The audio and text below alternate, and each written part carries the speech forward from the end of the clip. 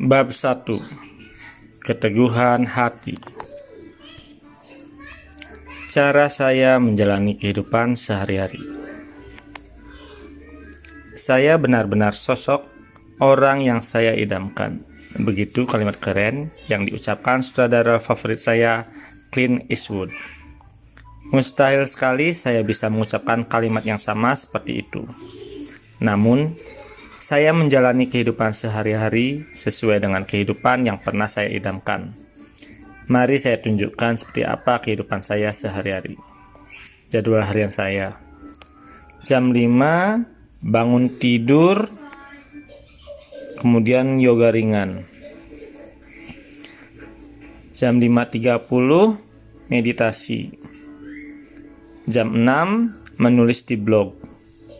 Jam 7, membereskan rumah, kemudian mandi, terus mencuci baju, sarapan, menyiapkan makan siang. Jam 8, menulis di buku harian, berlatih bahasa Inggris, membaca berita atau medsos.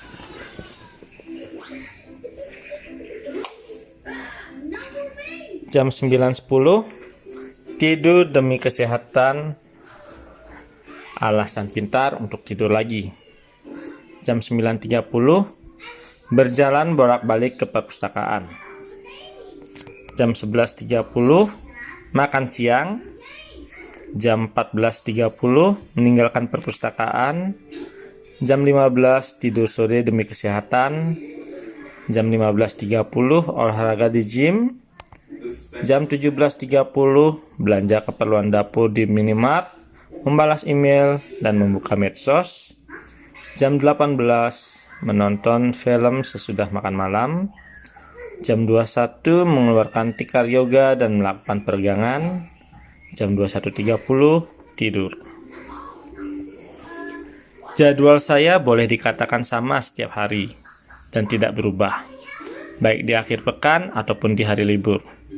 Saya tidak melakukan kegiatan rutin ini hanya di saat ada rencana khusus. Misalnya bertemu dengan teman, menghadiri acara tertentu, atau bepergian. Saya meliburkan diri rata-rata sehari dalam sepekan. Usia saya sekarang 38 tahun dan masih lajang. Saya tinggal sendiri dan menulis sebagai pekerjaan. Semua orang dapat melakukan hal ini jika dia lajang dan punya kebebasan bekerja sebagai pekerja lepas.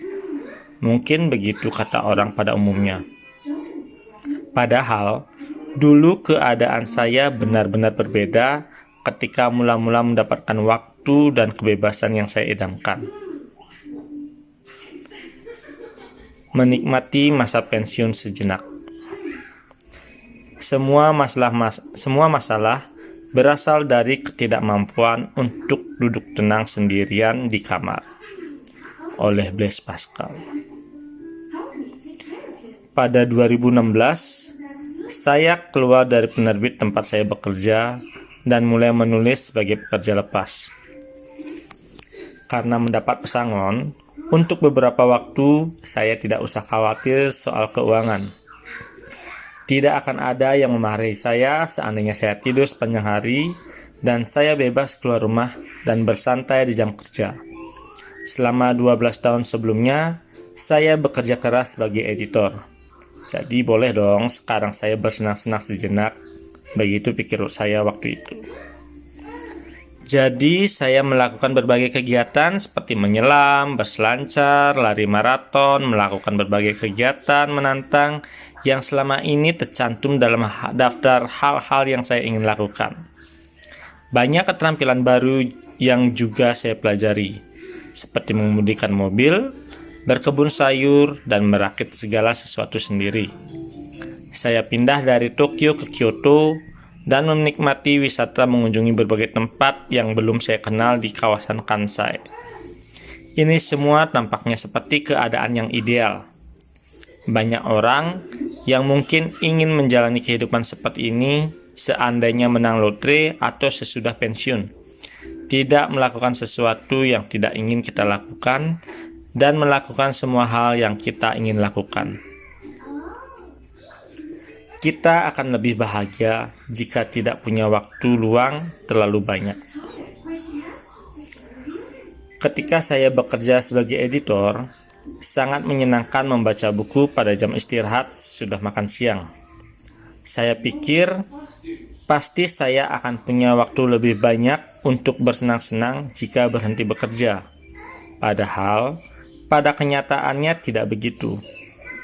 Kita malah tidak tertarik untuk membaca buku di saat kita punya banyak waktu untuk membaca. Kita sering membayangkan bisa melakukan sesuatu jika punya waktu. Padahal, kita tidak bisa melakukannya jika punya terlalu banyak waktu luang. Selain itu, sungguh sulit mencari sesuatu untuk dilakukan setiap hari. Saya menentukan beberapa tugas tertentu dan melakukannya, dan saya mencari tempat yang tampak menarik dan kemudian mengunjunginya. Tetapi, lama-kelamaan terasa membosankan juga. Akhirnya saya lebih sering melamun. Untuk latihan mengempiskan perut, saya melempar-lemparkan bola ke langit-langit dan menangkapnya saat bola itu turun kembali. Lama-kelamaan, hanya inilah yang saya lakukan dengan mahir. Suatu kali, di siang hari, saya mengunjungi spa air panas di kompleks perumahan saya. Namun, saya sadar bahwa entah karena apa, saya sama sekali tidak menyukainya. Tidak mengherankan sebenarnya, saya tidak sedang dalam keadaan stres atau lelah sehingga tidak butuh berendam di air panas. Menurut penelitian yang dilakukan pemerintah Jepang, tingkat kebahagiaan kita menurun jika kita memiliki lebih dari 7 jam bebas. Saya benar-benar setuju. Saya mengira syarat untuk merasa bahagia adalah berlimpahnya waktu dan kebebasan untuk melakukan hal-hal yang kita inginkan. Namun, seandainya pun kita benar-benar memiliki banyak waktu dan kebebasan, kita juga tidak akan merasa bahagia. Yang menunggu saya setelah lepas dari kungkungan tanpa kebebasan adalah sakitnya merasakan kebebasan. Gandhi pernah berkata, "Kemalasan adalah keadaan yang menyenangkan, tetapi membuat stres. Kita harus melakukan sesuatu untuk merasa bahagia." Saya merasakan hal yang sama. Memang menyenangkan, tetapi sekaligus membuat stres. Sayuran yang saya tanam tidak mau tumbuh sama sekali. Saya memandang sayuran itu dan membayangkannya seperti diri saya. Seharusnya tidak begini. Orang sering berkata, "Ayo, lakukan hal-hal yang memang ingin kita lakukan." Mungkin itu ide bagus. Namun, nyata benar bedanya dengan melakukan hanya hal-hal yang ingin kita lakukan. Jaring pengaman bernama gaya hidup minimalis. Yang menyelamatkan saya adalah menerapkan gaya hidup minimalis. Saya tidak punya banyak barang di rumah, dan saya sudah terbiasa berbenah dan membereskan rumah. Ada kaitannya antara kondisi pikiran dan kondisi rumah. Saya rasa rumah saya yang selalu rapi membantu saya seperti sebuah jaring pengaman saat saya terjatuh ke jurang depresi. Saya benar-benar senang karena telah mengurangi jumlah barang milik saya. Untunglah saya juga sudah tidak suka minum alkohol lagi. Kalau tidak, sepertinya saya akan mulai lagi minum alkohol di siang hari untuk menghibur hati. Yang hilang dari diri saya adalah perasaan puas karena telah berhasil melakukan sesuatu yang berguna dalam kehidupan saya sehari-hari. Perasaan puas karena sudah berhasil mengembangkan diri sendiri. Sesungguhnya saya sudah menyadarinya jauh di lubuk hati. Membolos dan tidak sekolah mungkin bisa membuat kita senang, sekiranya tidak ketahuan. Tetapi perasaan senang itu pun lama-kelamaan akan luntur juga. Beberapa kali di masa lalu saya merasa tersiksa setelah memikirkan alasan dan menuliskannya di papan jadwal kerja, lalu meninggalkan kantor. Saya merasakan benar takdir yang membimbing saya untuk memilih tema kebiasaan setelah menulis tentang gaya hidup minimalis. Tanpa tema ini, pikiran saya mungkin sudah kembali mundur ke masa ketika saya menjalani kehidupan seenaknya sebelum menerapkan gaya hidup minimalis.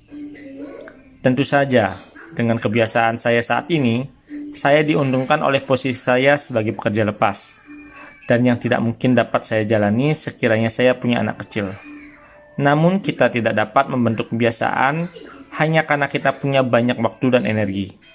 Justru hal-hal tersebut acap kali menjadi hambatan. Menurut saya, upaya saya dan pelajaran yang berhasil saya petik untuk membentuk kebiasaan ini akan berguna. Bahkan juga baik orang yang sibuk dengan pekerjaan dan harus mengurus anak. Mengapa ikrar tahun baru sering berakhir dengan kegagalan? Semua ikrar tahun baru saya gagal. Bangun lebih pagi dan menjalani kehidupan yang lebih tertata dengan baik. Menjaga kebersihan tempat tinggal. Tidak makan dan minum berlebihan dan menjaga berat badan yang sesuai. Berolahraga secara teratur.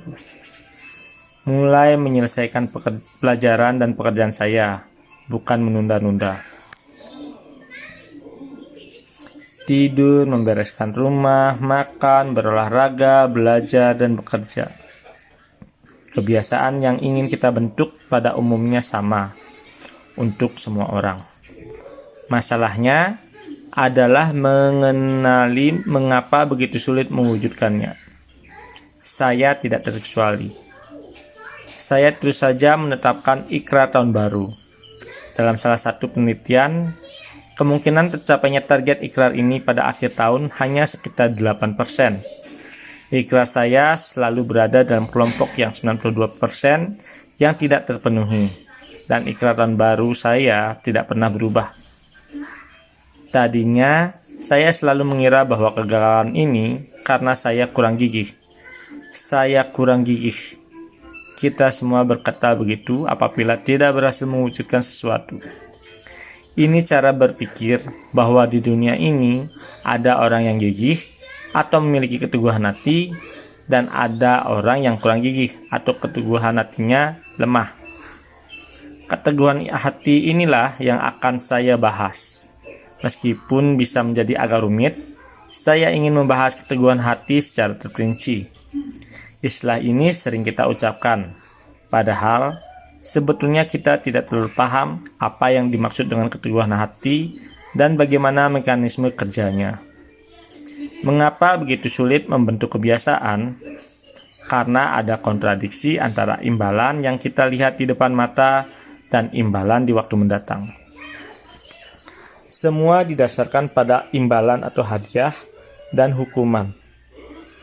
Mengingat konsep imbalan dan hukuman berkaitan sangat erat dengan kebiasaan, saya akan merincinya di awal pembahasan kita.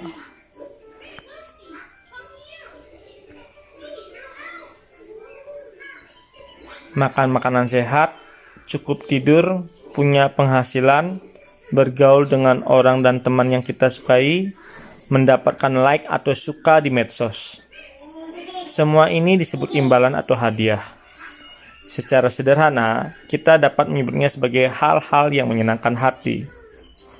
Kita dapat beranggapan bahwa semua tindakan kita lakukan demi untuk mendapatkan imbalan. Masalahnya, ada kalanya kita berhadapan dengan kontradiksi. Misalnya, kita seperti sedang mendapat imbalan ketika makan makanan manis yang ada di depan mata. Namun kita juga mendapat imbalan jika berusaha tidak makannya, yakni menjadi sehat dan menjaga bentuk badan kita. Kita dapat mengatakan bahwa kenaikan berat badan dan jatuh sakit adalah hukuman akibat makan terlalu banyak. Artinya, jika kita terus saja menikmati imbalan yang ada di depan mata, kita bukan saja tidak akan meraih imbalan di waktu mendatang, bahkan justru mendapat hukuman. Kita sudah tahu jenis tindakan yang seharusnya kita lakukan. Menurunkan berat badan dengan berusaha untuk tidak makan, berolahraga bukan bermalas-malasan, bangun lebih pagi bukan tidur larut malam karena keasikan bermain game, mengerjakan tugas atau belajar, bukan bermain game atau ber-WA ria. Namun tidak semudah itu. Kita tahu bahwa kita akan punya banyak waktu untuk mempersiapkan diri di pagi hari dan naik KRL sebelum jam sibuk atau imbalan, jika kita bangun lebih pagi. Namun, kita tidak mampu menyingkirkan godaan untuk terus tidur 5 menit lagi, imbalan, dan terus saja mematikan alarm. Bahkan juga saat kita tahu bahwa ini minuman keras yang bisa membuat saya sakit kepala, hukuman. Kita tidak juga berhenti minum anggur dari botol yang kita pegang, imbalan. Kita sadar bahwa menunda-nunda tugas atau pekerjaan rumah akan mengakibatkan kita dilanda kepanikan, hukuman. Tetapi tetap saja kita tak sanggup berhenti menikmati keasikan bermain game atau ber-WA ria, imbalan. Alasan mengapa kita tidak berhasil membentuk kebiasaan adalah karena kita sering menyerah akibat tergiur oleh imbalan yang ada di depan mata. Orang yang dapat menepiskan imbalan yang mengiming-imingnya di depan mata untuk meraih imbalan di waktu mendatang atau menghindari hukuman sering disebut orang yang memiliki keteguhan hati. Mau 1 apel hari ini atau 2 apel besok? Bagaimana jika Budi pulang dari sekolah di suatu hari dan ibunya berkata, "Budi, kamu boleh mendapat kue setahun lagi kalau kamu menyelesaikan PR sebelum main basket di lapangan." Bukankah Budi atau siapapun pasti akan langsung main basket di lapangan bersama teman-teman yang sudah menunggunya? Tidak mudah membayangkan imbalan di waktu mendatang. Jadi, kita cenderung melihat nilai dan memilih imbalan yang ada di depan mata, bukan memilih imbalan yang menunggu di waktu mendatang. Richard Thaler, pakar teori ekonomi perilaku, menggunakan buah apel dalam percobaan untuk membahas persoalan ini. Mari kita pertimbangkan pilihan mana yang akan kita ambil dalam soal berikut. Pertanyaan 1. Apakah kita lebih suka A. mendapat 1 apel setahun lagi dari sekarang, B. mendapat 2 apel setahun plus 1 hari lagi dari sekarang?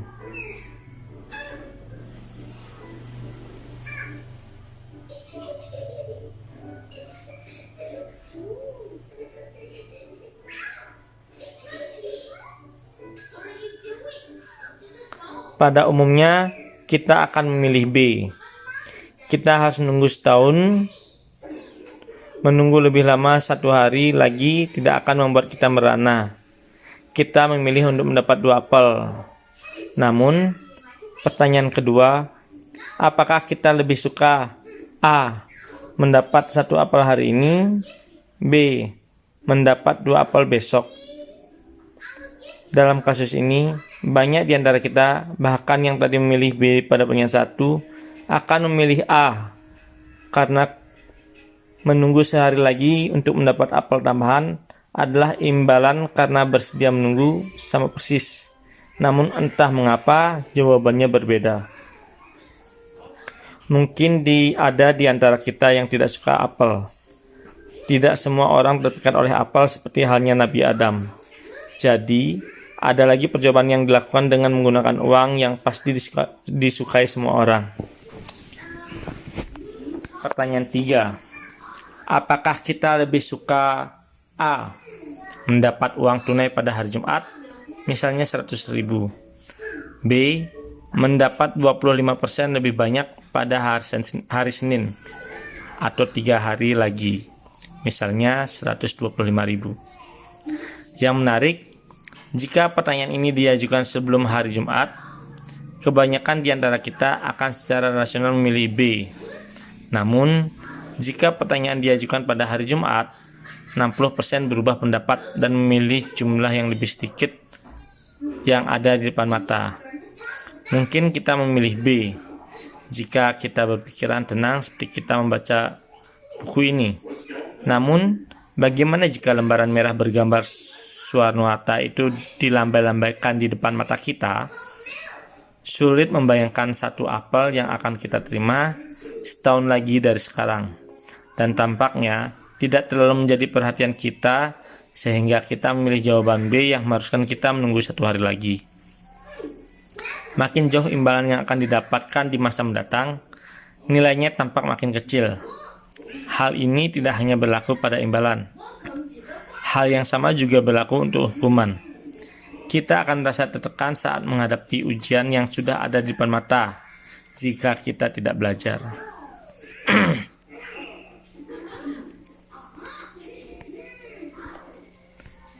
Malam sebelumnya. Tetapi pada malam itu kita tidak bisa membayangkan bagaimana perasaan kita di masa mendatang. Kita mungkin saja mengidap kanker paru jika suka merokok, dan mungkin mengidap diabetes jika sering makan makanan manis. Tetapi hukumannya di masa mendatang cenderung dianggap sepele. Artinya, ada nilai lebih besar dalam nikotin atau gula yang sekarang menggoda di depan mata. Hasrat mendesak untuk mendapat imbalan yang ada di depan mata. Kita cenderung melebih-lebihkan imbalan yang ada di depan mata dan meremehkan imbalan dan hukuman yang menunggu di waktu mendatang. Dalam ekonomi perilaku, ini dinamakan diskon hiperbolik. Kita tidak bisa secara rasional mengevaluasi nilai seperti komputer. Kita ingin makan apel yang saat ini ada di depan mata, dan kita ingin mendapatkan uang 100.000 sekarang, bukan 125.000, tetapi harus menunggu 3 hari lagi.